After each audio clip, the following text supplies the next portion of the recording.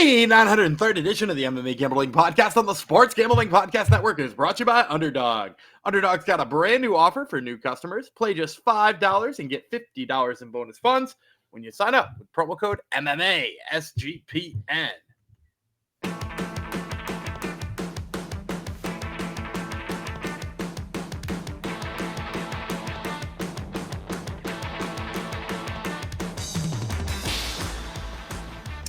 Hi-yo, Degenerinos. Welcome to episode 903 of the MMA Gambling Podcast and the Sports Gambling Podcast Network, dedicated to one of our friends in the YouTube, Innocent David, who's watching us from Nigeria. So there you go. We are worldwide. I'm not Mr. Worldwide. I am Fosho. Mr. Worldwide would be a fun new nickname for you. It's taken already, though, isn't it? Isn't it that Pitbull guy? I think he's Mr. Worldwide. Pitbull, yeah. For now, maybe. That is, now that I've said it. For now, I'm Fosho Fox, which is a good name too. That is Daniel Gumby Vreeland. And we are here. We're not going to mess. There's no real time to mess around this week. This episode. We've got 8 fights to cover today. We got a big fight card, UFC Fight Night. Imavov versus Ohio. We're not talking about those guys today though. Today's all about the prelims. Get 8-fight prelim card and a 6-fight main card. So they really packing them in Paris. Maybe they're expecting people to drop off the card or something. Well, I mean, some people already dropped off the main card, right? But then they filled it up. So, we got Kauê Fernandes was supposed to have a fight, and his dance partner fell off, and we wound up getting George Hardwick. Nope. I feel like there was Harry Hardwick. Oh, God. We're gonna do that a bunch of times. I feel like until both of them are in the UFC. And then there was another replacement fight too, right? Like another guy jumped in last second. No, I think that's it. We lost the Eunice Duban Kennedy Freeman fight, which is too bad. Right. Nice to see Freeman make her debut, but that was it. So that was it for now. Maybe something's going to be coming down the pipe. So even if they lose a bunch of fights, it's still a big fight card, a pretty packed fight card. Hopefully we're going to win some money on it. So we should dive into it. After, I'll remind you about a few things. A free roll football contest is back on SGPN. It's free to enter, hence the name. And you're picking every NFL game against the spread. $3,000 to first place, $4,000 if you're a Patreon. Go to sportsgamblingpodcast.com/free roll to check it all out. Plus, we have a sale in a merch store at sportsgamblingpodcast.com/store. 25% off everything in the store with the promo code football. Lots of MMA Gambling Podcast merch in there, and merch for basically every show. So check it out, sportsgamblingpodcast.com/store football at checkout. And we've got a very own NFL Survivor contest. $100 entry fee, winner take all, sportsgamblingpodcast.com/survivor. And I think we should dive into it, right? Do you have anything you want to say off the top, Gumby, or you just want to dive into it? No, this is a good card. Let's get excited about it.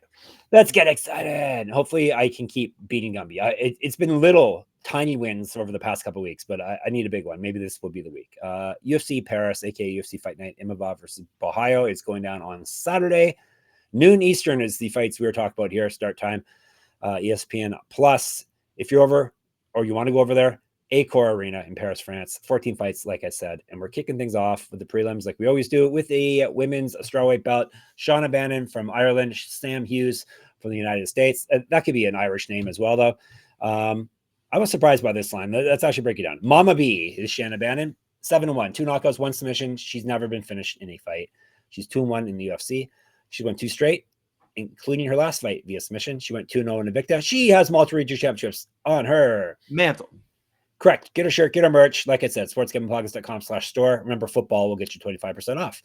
She's fight up at 125. She's got an inch of reach over Hughes. She's a year younger. She's more active landing strikes than Hughes is. She's outstruck her UFC opponents by 0.89 strikes per minute, plus 286. Sam Hughes. I appreciate it. As long as she doesn't change her name to like 50K, we will keep the Sam Page like the Danimal did. Sam Page is 10-6, 2 knockouts, 3 submissions. She's been knocked out once, submitted once. It's pretty durable. 5-5 in the UFC. She's won 2 straight though, just like Bannon, and 3 of 5. Used to fight at 125 and 135. She's been outstruck in the UFC, but just barely. But she's at minus 0.16 strike differential per minute. Better grappling stats than Bannon, minus 310. I was shocked when I saw this number. I was thinking, maybe I can get Hughes as a dog here, but no. Were you surprised or you expected this? No, I expected this. I mean, like, she is, whether you talk record or hype or stuff like that. Remember, when you've been in the UFC as long as these two women have, the books have a sense of where you're at, right? Like it's not like when we're talking about a regional 10-6 versus a 7-1, and that's like when we sneak in and get all the value in Fury, right? Like or in CFFC or LFA, like when we see Sam Hughes out there with a shoddy record who we know can beat the Shaunna Bannon, but like once they're in the UFC, they got film on them, they got stats on them, and look, this is exactly the type of fighter and deep down in terms of her fighting style. She's got some pretty decent sub skills off of her back, and on her feet, she's pretty much a point taekwondo fighter, right? Like, and I don't mean to detract from her power or whatever it is, but the fact is there's just not very much of it, and she doesn't go for it either. Like, if she does have power, it's just like she's not interested in throwing it because she's interested in touching you. And like with Sam Hughes, she just turns things into an absolute grind, and that's the worst thing that could happen for Shaunna Bannon, because she is going to be pressed up against the cage. She's going to be turned into this like gritty, nasty, close range boxing fight. And look, if Sam Hughes decides to take her down, I think she does pretty easily, if I'm being frank. And is Bannon going to sub her off her back? Probably not. Hughes has only been subbed once in her whole life. I like Sam Hughes here, and I'm going to throw a little surprise at you too. I actually think Hughes finishes her. I think Sam. Interesting. You know, she's like finished about. Is it 50% of her fights she's finished? She's finished half. Granted, there hasn't been a finish in 3 years, but I'll tell you what, I don't think Bannon's ready for this kind of fight. So, you know, that's maybe not going to wind up in my fancy plays on the end of tomorrow's episode, but it is one I felt like I should drop in here. I'll take Hughes, and I'm considering the finish. Yeah, I always thought Bannon wasn't ready for this level, period, UFC level. And then she has won 2 straight, which kind of, you know, surprised me. But like you said, this is a bad matchup for her. Bannon doesn't, she's not an explosive athlete with finishing power. So we say this right after she finished Puja Tomar. Yeah, I know. I know. Well, whatever. Consider the competition, but yeah, she kind of has to fight like Hughes fights, and Hughes is way better at it and stronger and more physical. Like it's going to be a grind, you know. Like you said, she's going to try to point fight, and she's not going to be able to, I don't think, with Hughes, because Hughes will muck it up. So Hughes is a pick. I was just hoping to get a better number, but nonetheless, she's going to win. We're going to men's now. Men's welterweight, Rinat Fakhretdinov. He is from Russia. Andreas Gustafsson. You can tell by the name, he probably isn't from Russia. You're correct. He's from Sweden. Let's break her down. Welterweights. Fakhretdinov, gladiator, 23-1-1. 11 knockouts, 6 submissions. He has never been finished in a fight. He's gone 5-0-1 in the UFC. He's won 2 straight, and he's gone 22-0-1 over his last 23 fights. His last loss in June of 2013. That's a long time ago. That's if we don't count the one to Carlos Leal that he very obviously lost to. Yeah, there you go. There goes Gumby. Critique. I had Fakhretdinov as my lock of the week that week. Right. So I'm not revisionist historying this for my sake. Yep. He's fighting 185, regional champ, 2013 Pro MMA debut. He's a Sambo champion as well, or a medalist in Sambo.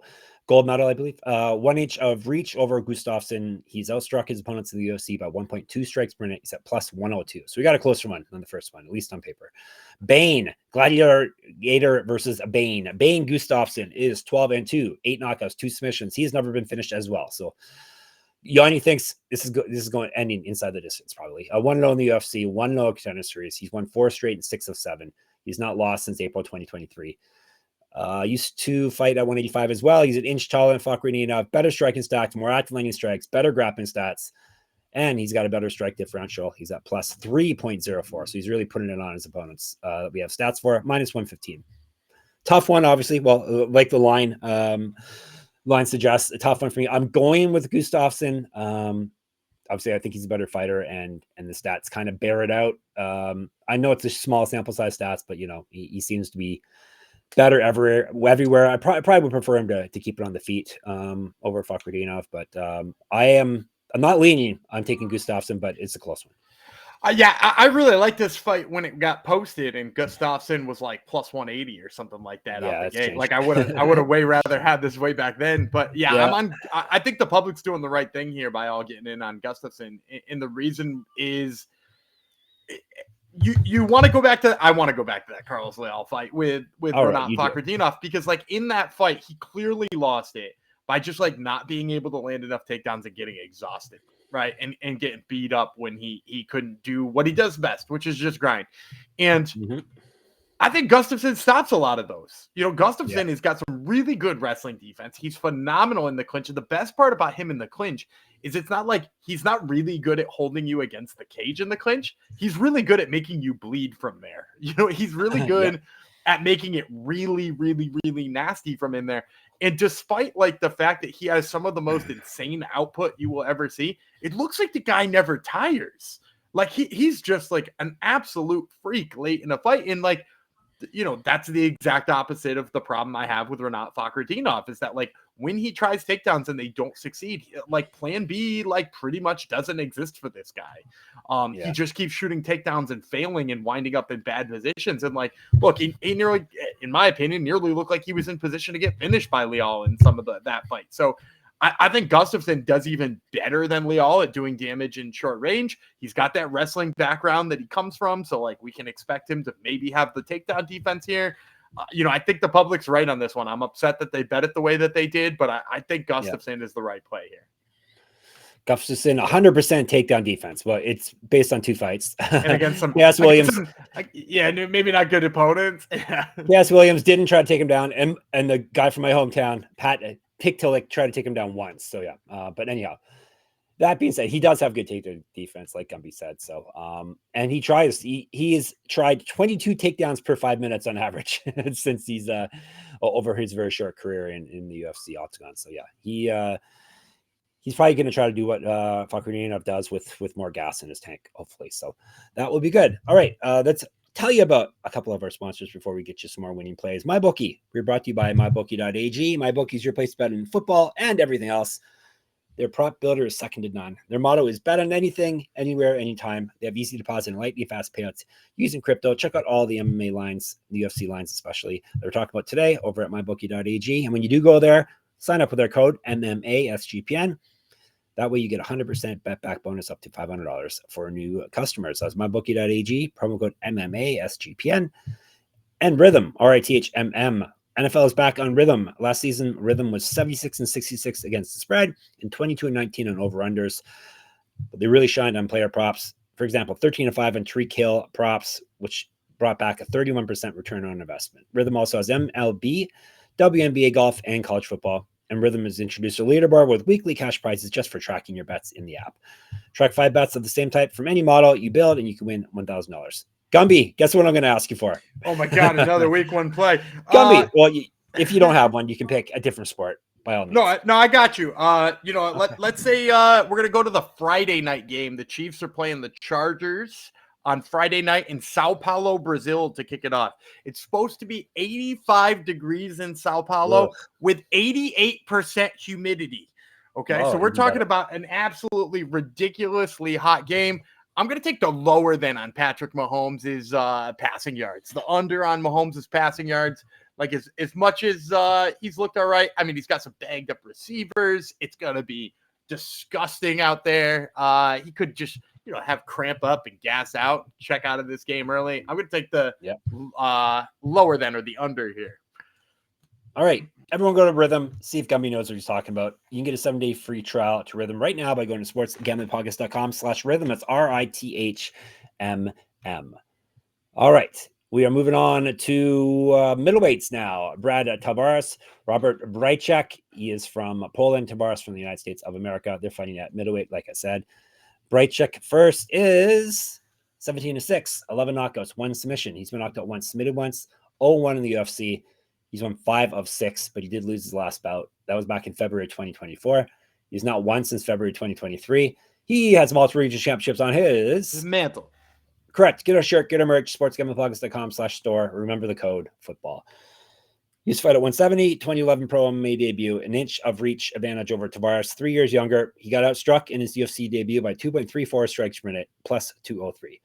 Tavares is 21-10, 5 knockouts, 2 submissions. He's been knocked out 5 times, 16-10 in the UFC. He's won 1 of 3 and 2 of 4, but he did win his last bout. He went 3-1 in the Ultimate Fighter, 2007 Pro MMA debut. He's an inch taller than Bryczek. He's got better striking stats, more active landing strikes, better grappling stats. This is a very small sample size, though, compared to his opponent. Tavares has been, he has actually outstruck his opponents in the UFC by 0.14 strikes per minute. He's at minus 200. Imagine this, 2025, and Brad Tavares is a minus 200 favorite.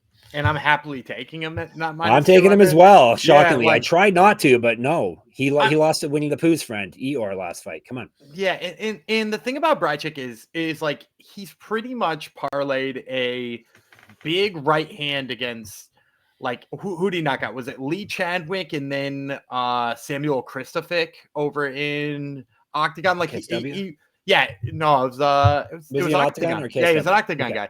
I'm pretty sure it was Chadwick and Kristofic that he knocked out with like big right hands, and like then he got himself a UFC contract. And like the fact of the matter is like those fights were like a minute long or something like that, and like he didn't really show that he's got the full thing. It's kind of like, to be honest, it's just drop the bomb or lose for me with Bryczek. Like he is going to knock you out, or you'll probably be fine. And like, who's really knocking out Brad Tavares? Like, even at this stage in his career, who's knocking out Brad Tavares? The dude is so durable and tough and knows how to take a fight and make it real ugly and stay away from the big bombs. Like, this is just like a veteran lesson, despite the fact that Bryczek's had a ton of fights. This is just a veteran lesson for him. Like, he's going to lose to a guy who's just craftier and has been in the UFC against high-level opponents for a million years. So, yeah, I'll take Brad Tavares. Yeah, if Patterson could figure out how to beat Bryczek, I think Tavares can too. He basically, it can be the exact same way. Avoid the power strike and just poke him, outwork him.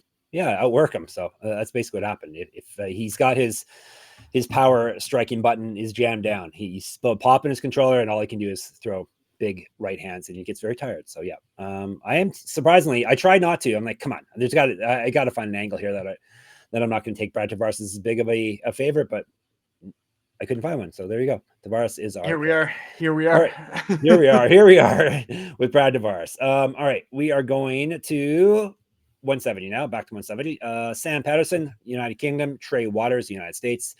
And let's break her down by telling you about Waters first. The truth. 9-1. 3 knockouts, 3 submissions. He's been submitted once. 2-0 in the UFC. He's won 3 straight fights. He's not fought those since May of 2024. He last lost a fight September 2022. He was LFA champion, 0-1 in Contender Series. Who beat him, Gumby? Trey Do you know Waters. This one? I don't remember who beat him. By submission? I don't know if it was by submission, actually. Well, his only loss is by submission. Right. Yeah, so it would be by submission. No, I don't remember.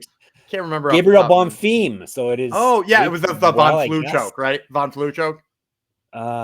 Yes, I'll say. Von Flue. I was going to say it aged well. It aged well for a bit. Yes, it was a Von Flue choke.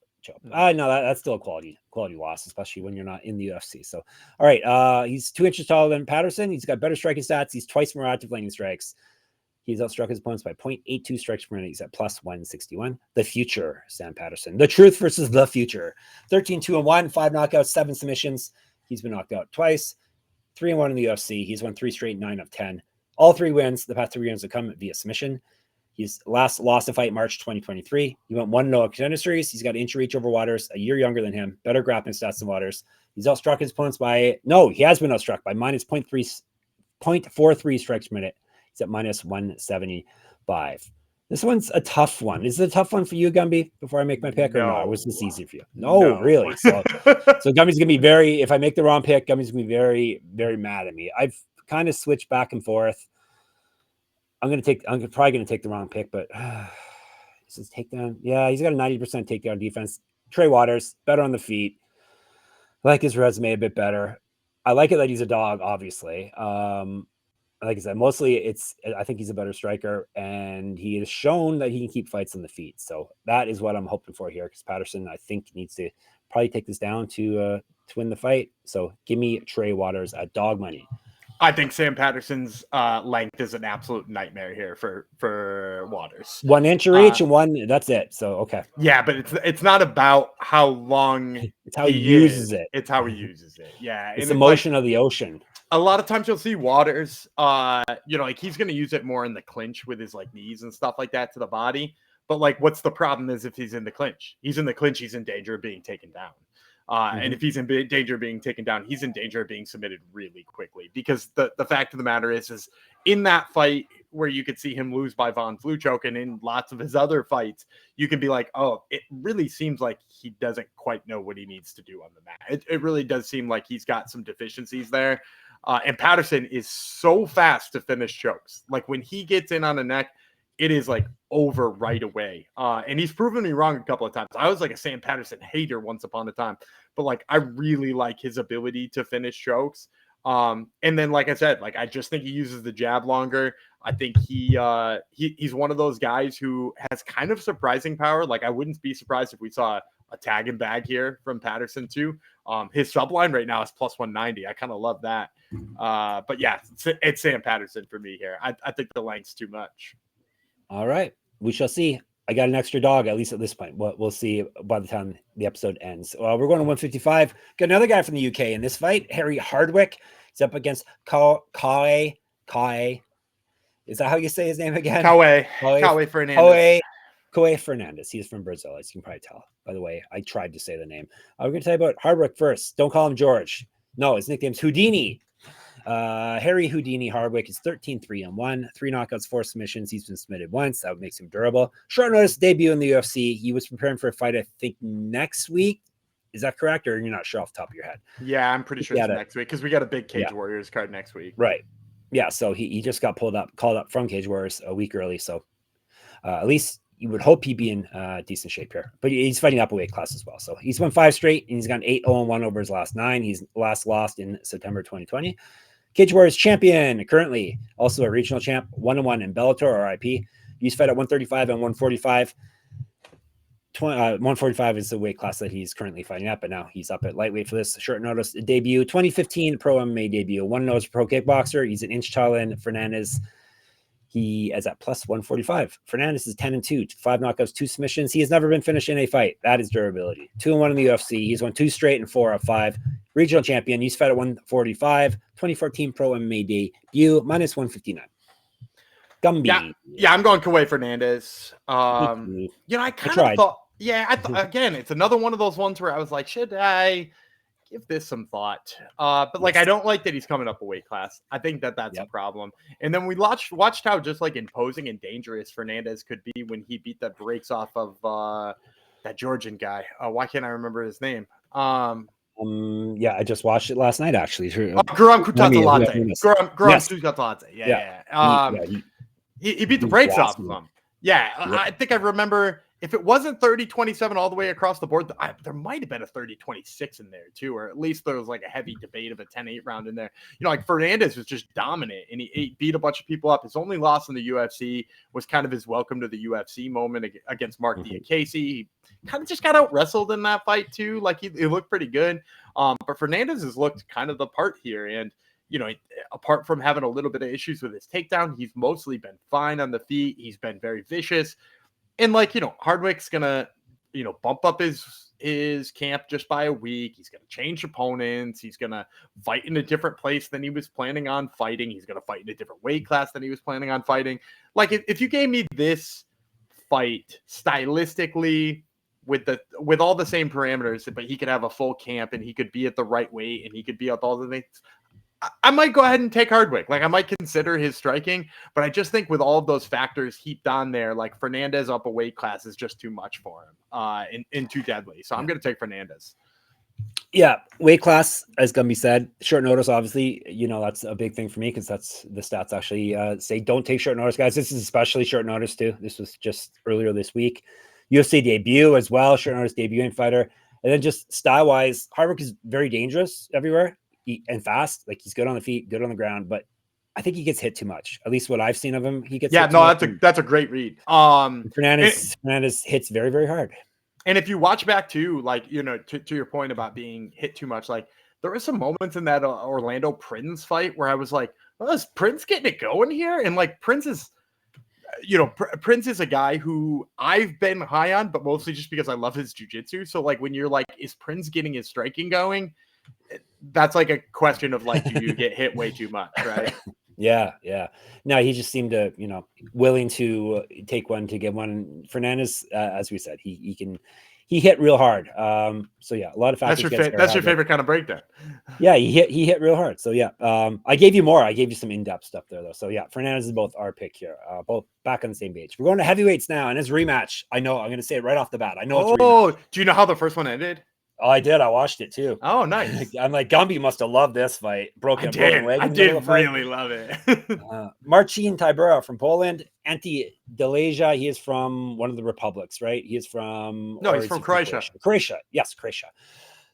3 5-minute rounds if they need it. 265. Tybura, nicknamed Tiber. Just taking the after the last of his name. 27-9. 10 knockouts, 7 submissions. He's been knocked out 5 times, submitted once. 14-8 in the UFC. He's won 2 straight and 5 of 7. He's a regional champ. He has fought professionally in MMA since 2011, plus 102. Walking trouble, Delija. Now you can walk again. 25-6, 12 knockouts, 6 submissions. He's been knocked out 4 times, submitted once. This is his UFC debut. He's won 6 of 7, including his last fight via TKO. He went 8-3 in PFL and was the 2022 champion. Got TKO'd by Tybura in 2015. Tybura kind of rocked him, made him step back, and yeah, his leg went. No, if you get a different angle of that, it was a check leg kick too. Oh, it was like it was all simultaneous. But there was a check leg kick in there. It was like he basically Anderson Silva'd himself. Right. That was back in. He has fought since 2011. He's 5 years younger than Tybura, 2 inches taller, 1 inch reach, minus 107. I'm going dog again. I'm taking Tybura. He looked decent in the first Delija fight. It was a bit of a fluke ending, obviously, but he caused it at the very least. And I just like his all-around game, and I like that he's proven himself at this level. And he might lose a fight once in a while, but he always bounces back, and he's on a nice little run again. I think he can get the job done once again. Hopefully, no leg breaks this time. Give me Tybura as a slight dog here. Yeah, I'm going Marcin Tybura too. I think maybe this is the theme of the episode here, where we had like really close odds, and I tried to talk myself into the fun newcomer who would spice up the heavyweight division. But then, like, I went back and I watched some of his fights in PFL, and the one that sticks with me that I watched is he fought Maurice Green. Now, I love the Crochet Boss. Let's not knock the Crochet Boss in here. I'm above Crochet Boss slander. Yes. But in the first round of that fight, Maurice Green gets in on a double underneath Delija's hips, picks him up and takes him down, and then shortly thereafter has his back. And just for me, like, Maurice Green was always fun to watch, but he was fun to watch because he had like weird submission skills and like one of the most awkward frames I've ever seen in my whole life. He was like the Keith Jardine of heavyweight. But like at the same time, never in my mind was I like, this dude's a beast wrestling. Like that's just not the way you think of him. And the thing about Tybura is like, he might be 39.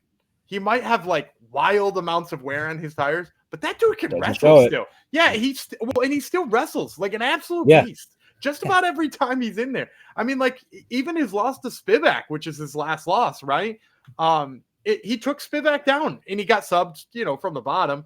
But like he took Spivak down. His wrestling keeps playing up. So if that's a problem with Delija against somebody like Maurice Green, I think it will be against Tybura too. So I'm in on. I didn't even realize he was an underdog. I thought he was still a slight favorite. So even better for me. I'll take the slight dog, Marcin Tybura.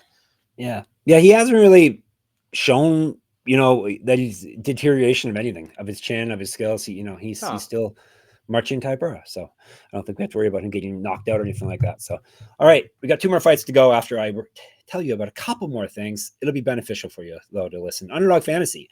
Underdog Baseball Mania is happening all summer long, giving away $15 million in prizes, including $2 million to first place. And summer is still is on to the 21st, right? So it's still summer. No waiver wire, no arguments about trades. Best ball is the best way to play fantasy football. And Underdog also is a great place to play Pick'em, where you can win up to 500 times your entry. Gumby, do you have a play for the people? I bet you do. Man, I'm gonna have like a whole show's worth of just free picks here. This will probably get to you before the Wednesday night games in baseball, and if that's the case, I like my guy in for the White Sox, Andreas Gomis. The guy has been striking out quite a few people. He's actually got 20 strikeouts in his last 3 games, and he's going to be going up in there against the Twins, and they've got him listed at 4.5 right now. So I'm going to take the higher than on Gomez's 4.5 strikeouts. All right. Take that and listen to this. Underdog's got a brand new offer for new customers. Play just $5 and get $50 in bonus funds when you sign up with our code MMASGPN. And we got a new sponsor, Novig, all one word, Novig. We're also brought to you by Novig. Novig is America's #1 sports production market. Since Novig is an exchange, you know you're getting some of the best prices in the market. Novig is available in 35 plus states. Download the Novig app and get $50 when you spend $5 if you use our promo code SGPN. So get in on the action with Novig, promo code SGPN. All right. No week 1 football pick there, Gumby. Oh, man, you're wearing me out with those. I'm pretty sure I made a pick about just about every player, every team. I got picks. Yes, we do too many episodes, I think, is what that proves. Because these ad reads haven't been going for that long. Football starts tomorrow, right? Thursday, we got a game, right? Yeah, the Cowboys are on. Oh, it's your team too. Who are they playing? The Eagles.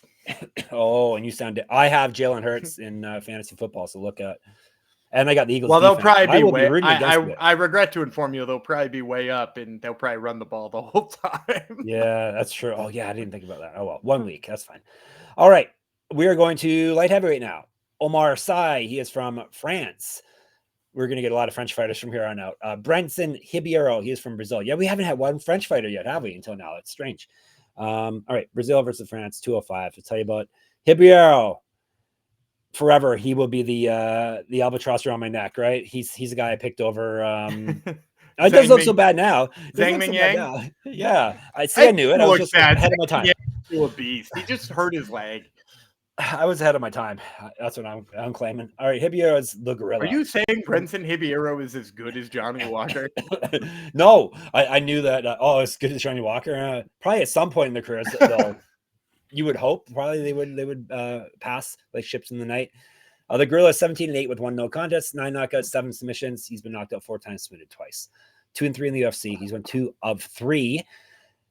2 of 5, 5 of 8. Got TKO'd in his last bout. 1 no on Contender Series. Regional champion. He's fed at 185. 2015 Pro MMA debut. He's been outstruck in the UFC and the Contender Series by 0.78 strikes per minute, plus 375. Sy, 11-1. 4 knockouts, 4 submissions. He's never been finished in a fight. 2-1 in the UFC. He lost his last bout, his only career loss. Who did you lose to, Gumby? Was it Alonzo Menafield? Yes, it was. Yeah. But yeah, used to fight at 265, an inch of height over Ribeiro, 2 inches of reach. Better striking stats, more active landing strikes. He's got a positive strike differential of 1.87 strikes per minute, minus 400. So they gave him a bounce back fight, right? Yeah, well, and first of all, not only is Brendson Ribeiro not Alonzo Menafield, but like the thing that stands out about Alonzo Menafield is like his takedown defense, right? It's like that's where he's been better in his career and forced people to brawl with him and wound up in better situations. And like, look, that's just not there for Brendson Ribeiro. In fact, if I'm not mistaken, he's never even seen a takedown in the UFC. Is that right? I don't think anybody shot a takedown on Brendson Ribeiro, if I'm not mistaken.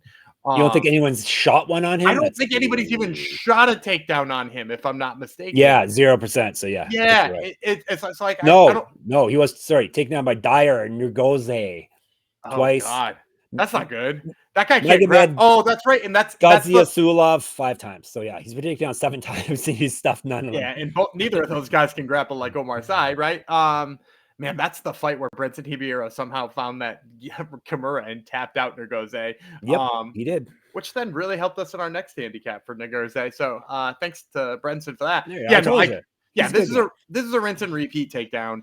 And maybe not even repeat. Like I think Sy might just finish him the first time he's on top too. So because like Sy inside the distance then? Sy inside the distance. If you're gonna play it. If you want to play because I'm trying to think because I'm not taking the negative 400, but I will say I feel confident in his side. He's probably going to get a finish. I don't know what kind 4 knockouts, 4 submissions, so it's hard to say what. And Brendson like equally could be like TKO'd by just like cowering up against the cage as he could be as he could be arm triangled. Like either of those work for me. Yeah, I think maybe I'd lean TKO. I mean, I think just overall, like Oumar Sy would be one of those guys who'd be like a really nice piece if you're playing daily fantasy sports. Like he's going to score lots of points. He's going to score a lot. Like even if he doesn't get the early finish, he's going to get like a dozen takedowns. Like he seems like one of those guys for me. Inside the distance for size -155. So it's better than -400 for sure. If you want plus money, you can take knockout or submission and try your luck, I guess, right? Yeah. Or take both. Take both. Just make sure the math works out for you. If one of them hits for you. All right, we're to the main event of the prelims. Another Frenchman, William Gomis. I didn't say Gomis because he's French. He's Gomis. Robert Ruchała. He is from Poland. A lot of Polish fighters on this card too. 3 5-minute rounds, 145. Ruchała is 11-1, 3 knockouts, 3 submissions. He's been knocked out once. That makes him durable, I guess. This is his debut. He's won 2 straight fights, both via TKO. He's a 2-time interim KSW champion. He's last lost a fight August 2023, plus 231. Jaguar Gomis, 14-3, 7 knockouts, 1 submission. He's been submitted once. 4-1 in the UFC. He's won 12 of 13. He did lose his last fight. Regional champ. Used to fight at 155, 2 inches of height, 1 inch of reach over Ruchała, -225. Thought this one would be a bit closer. I think it probably should be a bit closer. I'm going with Gomis still. Ruchała's pretty decent. Gomis has fought better fighters and proved that he's UFC caliber, and he's fighting at home, and he's just a pretty solid, safe fighter. So I think he's going to win this fight, probably via decision. So Gomis is my pick. I'm going Ruchała. Oh, there you go. Yeah. We're equal on the dogs now. This is one I really like. This is maybe, you might hear me talk about this on tomorrow's episode as well. So I'm right saying it should be closer. It should be it should definitely be closer. I mean, like getting 2-1 here on Ruchała. And like for those of you who have never seen him fight, right? You know, top of the line KSW guy. And not only is he, first of all, going to give you the weirdest angles on the feet. Like he is just going to come at you from places you're not expecting. He throws punches that look like they shouldn't hurt you at times because of how weird he's like coming at you. And then on top of that, he uses it for like Loyola Machida like trips. Remember when Loyola Machida got really into tripping everybody? Yeah. Like foot sweeps and the trips. Trip era. Yeah. The trip era. Ruchała is about to restart the trip era. This guy takes people down in like the weirdest sort of ways. And like his top control continues to be really nasty. So, you know, in you know, not to discredit what Gomis has done, but like Gomis' takedown defense kind of sucks. You know, he got taken down 3 times by Joe Anderson Brito. Haider Emil took him down once. You know, I don't really highly rate. He got taken down twice by Francis Marshall. You know, like those are guys who I rate their grappling much lower than I rate Ruchała. So like, yeah, of course, I like Ruchała. I think he gets a bunch of takedowns here. I think he probably even wears out Gomis in this fight, and I think he pours it right on him. So yeah, I wish you picked first here because you would have convinced me to switch my pick. Because you know, Gomis still kind of, I don't know, what is he good at? He's still kind of indescript for me. Well, and like you said, he like doesn't go for it, right? Like that's and maybe that's the problem I have, right? Because he's never really like looked like he was going for it. And then when somebody got in his face and was like forced him to fight like Haider Emil, he crumbled, right? And like I can't imagine Ruchała not putting his foot on the gas like that too. Like he's just too fun of a fighter to do that. Well, I was going to say let's hope, but no, I'm still taking Gomis. So let's not hope. Let's hope it's a good fight. Everyone has fun. All right, let's recap and get us out of here. I got Gomis, he has Ruchała. We both have Sai. Both have Tybura. We both have Fernandes. He has Patterson. I have Waters. We both have Tavares. We both have Gustafsson. We both have Hughes. And now you are set. More than half the card covered. Tomorrow will be the main card and all our fancy plays. We'll be in the Discord. In the meantime, sportsgamblingpodcast.com/Discord. You can hit us in the comments, MMA Gambling Podcast on YouTube. We're on the old Twitter, MMA. What are we? MMA SGPN, right? No, SGPN MMA. Sometimes I forget these things because our codes are opposite. SGPN MMA. You'll find us there. Gummy runs that. He's at Gummy Relam. I'm at Jeff Fox Writer there and on Instagram. Check out my Substack. You can read my MMA writing and enter my free UFC Pick'em contest at moneymma.substack.com. Gumby, do you know who's on Top Turtle yet this week now that it's Wednesday? I know for sure Chasen Blair will be on this week. He's fighting Tuesday on the Contender Series, which we'll break down in tomorrow afternoon's episode. So make sure you check that out. And then there will be one more for sure fun interview, but it will depend on whether or not I do an interview after we record this. Top Turtle MMA, check it out. Of course, sportsgamblingpodcast.com is the mothership, sportsgamblingpodcast.com/store. Remember, your code is football for 25% off. sportsgamblingpodcast.com/Patreon for some bonus content. Back tomorrow for the main card. It will be the Gorilla, Jeff Fox, Walking Trouble, Gumby Reland. See you then.